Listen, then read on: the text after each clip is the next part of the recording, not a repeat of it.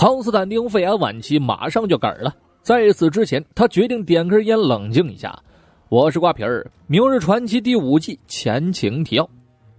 康斯坦丁坑人之量不计其数，唯有女孩阿斯特拉是他的伤疤。多年前，扎康在一次做法仪式当中，意外让阿斯特拉下了地狱。多年来，他在地狱倒是闯出了一片天，并决定把恶灵释放到人世间，报复社会。于是乎，不少在历史中举足轻重的人物都因此揭竿而起，出现在了不该出现的地方。前有沙皇时期的不死妖僧拉斯普京，后有美利坚黑道大行销西格尔，甚至连法国第一个王后安托瓦内特都被关进了城堡号。他们都被称之为重生者，而每个重生者都会带着一个魔法道具。而这次差点统治世界的成吉思汗复活了。1206年太祖元年时期，成吉思汗铁木真统一了漠北诸多部族，建立了大元大蒙古国，这也是中国历史上首次由少数民族统一的王朝。因为蒙古国极为辽阔，鼎盛时期的国土面积达到了3300万平方公里，这是何等概念？如今约占世界陆地总面积的1/15的中国，目前达到了960万平方公里。蒙古帝国地盘太大，直接横跨了亚洲、欧洲2个大洲。成吉思汗心想，干脆去掉横跨，直接统治2个大洲吧。于是乎，蒙古人发起了3次大规模的西征，结合与蒙古帝国的背景和实力，3次西征完全是血腥杀戮。成吉思汗恐怖的作战方式瓦解了当时很多强大的帝国，就有40多个国家被蒙古帝国吞并，可见其恐怖如斯。众所周知，内战可以瓦解掉任何强大的组织，蒙古帝国也不例外。成吉思汗的2个儿子忽必烈与阿里不哥引发了夺位之战，一代帝国也就此慢慢分裂，于1368年被朱元璋驱逐到了长城以北，大势已去。那么蒙古帝国的衰败与他们的兴旺有着绝对的关联。蒙古人是骑马打天下的民族，靠着武力迅速扩张，说句不好听的，全都是武夫，没有文化传承与思想观念，再加上内部出现了状况，这才让他们日渐式微，走向了衰败。几百年前的事情我们也没有必要再去争执了，因为我要是再不打住，你们可能都忘了这期视频要说的是明日传奇。康斯坦丁造的孽不仅扰乱了时间线，也让他的肺癌重新回到晚期。事情关乎到了阿斯特拉的母亲娜塔莉。作为一代渣男，康斯坦丁和娜塔莉有着一段害臊的过去，只不过扎康在爱情和魔法之间选择了魔法，而后因为女儿意外被坑进了地狱。娜塔莉最终含泪自杀成了恶灵，但对康斯坦丁的恨意那是丝毫未减，化成鬼都不想放过他的说呀。在得知女儿没死还在地狱里当了小头目之后，娜塔莉暂时选择了跟康斯坦丁和解。女人告诉他有一物可以拯救阿斯特拉，传说3只古老的希腊鸟剪着线将人类的命运编织在了一起，这用来编织命运的命运之机便是解决问题的版本答案。只是命运之机多年前被变形女查理给摧毁了，拆成了一堆碎片并丢进了多元宇宙。就在康斯坦丁准备起身寻找命运之机时，地狱中的阿斯特拉拿出了扎康赠予他的灵魂硬币，直接没收了康斯坦丁剩余的寿命。扎康威呀！肺癌晚期玩命吐着血的康斯坦丁被带回了城堡号进行急救，吉丁恩确诊他没救了，病魔终究战胜了康斯坦丁啊！闻言，扎康赶紧从兜里掏了根烟出来，嘴里还说着：“这下哥不用戒烟了。”只是还没来得及抽，镇定剂就让他沉沉睡去。查理心虚啊，这命运之机可是他的秘密，要么暴露秘密，要么看着康斯坦丁去死。他纠结的头发都卷了。跟他有过一睡之缘的贝拉德，那一时半会儿还没有反应过来。男人没想到查理拔掉无情，那夜的事儿怎么就翻篇了呢？很快，众人聚集在了剑桥。船长夫人做了一套程序，标记出了全球各地时间线错乱的地方，他们只需要像扫地一样逐一打理。艾娃管这个程序叫做 The Prognosticator。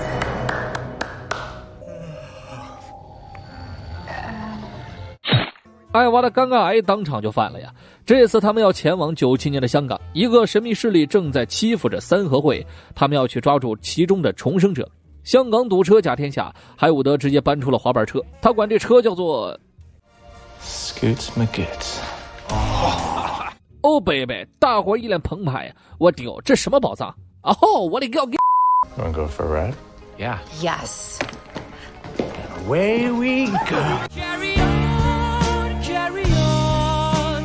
艾娃的尴尬癌当场就晚期了，乘波号隐形降落到了97年香港。剧组这波不用心了啊，茶壶嘴对着人，这可是寓意不详。传奇小队的计划颇为简单粗暴，给康斯坦丁用的镇静剂抽了半管，打算找机会给重生者怼进去，然后绑票带回飞船。这个茶馆是三合会的地盘，三合会想必大家都不陌生，从绿箭侠到蝙蝠侠总会出现这个组织。UP主是个老实孩子，网上的资料也是众说纷纭。总而言之，三合会是个可以追溯到清朝的反清秘密组织，演变至今成为了黑帮犯罪集团。滑板奇侠海伍德四处寻找着重生者的踪迹，一阵暴躁的引擎声传来，海伍德看见一男人骑着大摩托停在茶馆门前，头盔摘下时，海伍德傻眼了，眼前之人可不正是元太祖成吉思汗呢？心里全是卧槽的海伍德，赶快把消息传给小队，只是传来时，大家已经来不及做出对策了。成吉思汗已经大步走进了三合会的地盘，海伍德不禁感叹，他不愧是骑马打天下，到了现代开始骑摩托打天下了。成吉思汗这边跟三合会的谈判条件也很简单，只要他们所有人交枪投降归顺自己，那他一个人就放过这屋里的一群人，征服世界才是成吉思汗的目标。众人无对策之际，查理决定速战速决，听闻此言的贝拉德自然要下制他。这一个举动就暴露了行踪，三方势力当场打了起来。殊不知现场有3名女便衣，摆着霹雳娇娃的姿态，玩着黑客帝国的枪战。成吉思汗趁乱又临危不惧，直接掳走了三合会老大。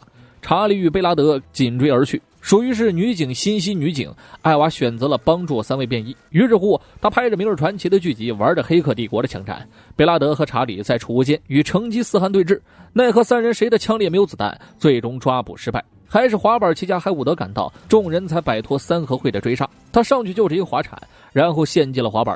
扎康这边，他死要离开飞船，因为他也活不久了。雷不想放他走，但也对不了口啊，心里骂着康斯坦丁是条狗，好赖兄弟一场，他也不能坐视不管。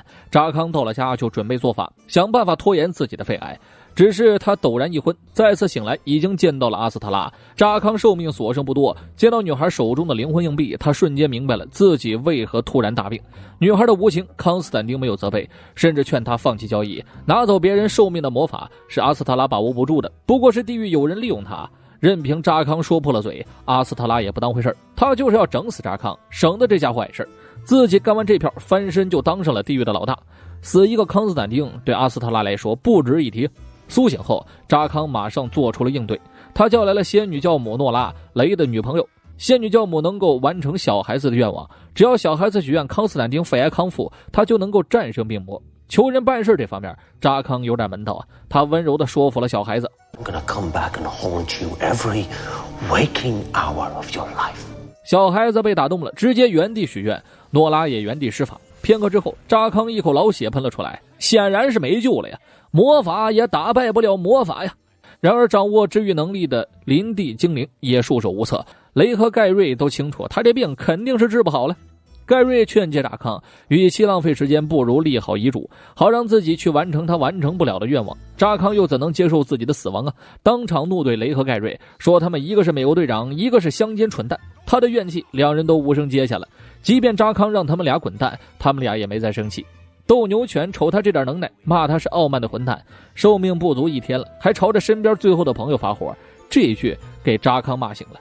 盖瑞一边准备着晚餐，一边哭得鼻涕横流啊！他舍不得康斯坦丁死去，如果真的要死，也希望平静的走。雷也没办法呀，谁让扎康是个血坑的混蛋。此时扎康跑来道歉，和兄弟们坐在一起共享晚餐，还讲起了自己和丘吉尔相遇的饭前故事。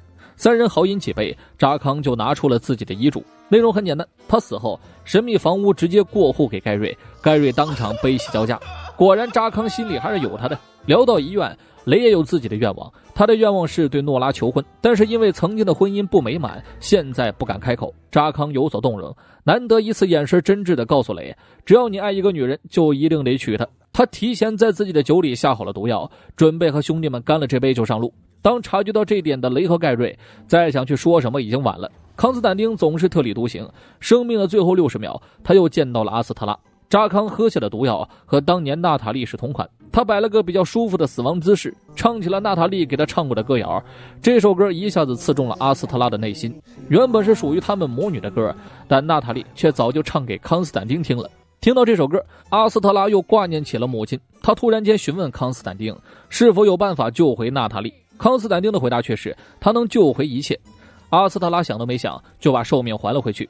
虽然扎康战胜了病魔，但他的命还在女孩手里。两全其美的办法就是救回娜塔莉。上一秒扎康死在了两人面前，下一秒他突然诈尸满血复活。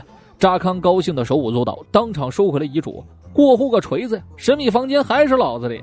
另一边，小队无功而返，返回城波号。枪战让贝拉德嗤之以鼻，他还是喜欢李小龙那种拳脚肉搏。查理说他可以借助图腾的力量挡住子弹，只是贝拉德自己都不信呢。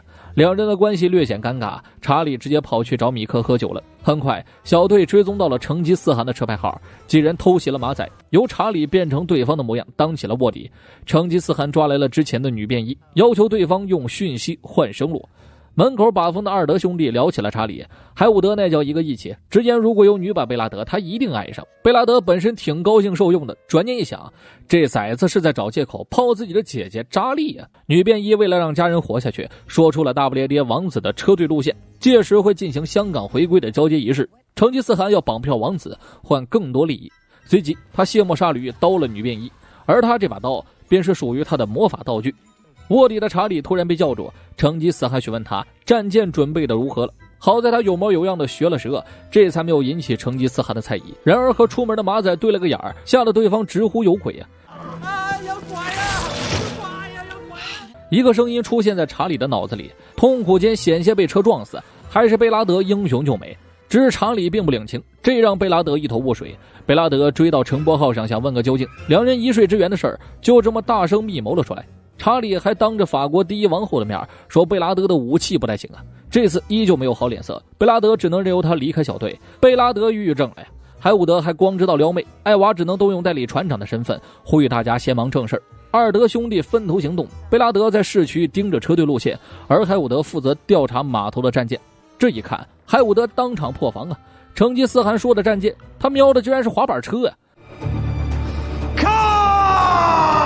贝拉德只感觉背后一凉，传来阵阵电机运作的声音。以成吉思汗为首，一众人正骑着滑板车打天下呢。小操作还是一个比一个溜啊，硬是靠着滑板车给王子的车队堵进了地库。贝拉德趁机干趴一人，蹬着滑板车追了上去。王子已经被团团包围，暗中观察的贝拉德也被逮住了。哪知王子稳得一撇，眨眼间变成了成吉思汗的模样。查理这出手，贝拉德心里算是一块石头落了地了。不过马上脖颈一凉，脑袋要落地了。查理见状直接变回原形，以此保住贝拉德的脑袋。真正的王子早就藏在了米克的寝宫。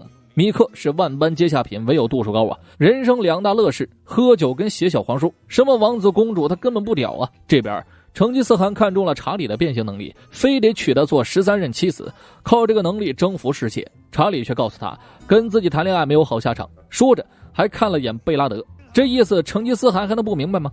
俩人有一腿呀，气得他当场下了杀令。贝拉德再次出手，直接御风挡住了子弹。打着英雄救美的名号，耍着黑客帝国的姿态，查理则趁机用魔法砍刀修复了 bug， 把成吉思汗从这个时间线抹了去。不过丢别人叼过的牙签这种行为实属是不卫生啊！眼瞅着子弹都打不中的人，马仔们也抱头鼠窜了。两人所谓的尴尬也因为这场闹剧化解了，同时也让查理敞开心扉，说出了一个秘密。在希腊神话中，有着命运3女神，分别是克洛托、拉克西斯以及阿特洛波斯。其中最小的女神克洛托掌管着命运之际，纺织着万物的命运与未来。查理就是克洛托，一直隐藏身份，因为无法接受自己操控万物命运，所以毁掉了命运之际，并将碎片丢到了多元宇宙之中。为此，两个姐姐还一直在追杀他。迫不得已，克洛托创造了查理这个人设，千年来一直保守秘密，未被姐姐们发现。可因为无限地球危机，多元宇宙融为一体，分散的碎片也就跑到了一个宇宙。如今命运之机的重组和姐姐们的追杀都是时间问题，所以查理一直在和小队保持距离。他担心这些伙伴受到牵连，尤其是贝拉德。众人一听就不乐意了，还能有人在我的剧集里杀死我？当即表示我们嘎你啊！此时 Sarah 才刚刚回船，迫切的想知道今天错过了什么。于是大家井井有序的说起了今天的遭遇。康斯坦丁能否坑死自己？传奇小队下一个时辰 bug 又会是谁呢？咱们明日传奇下期见。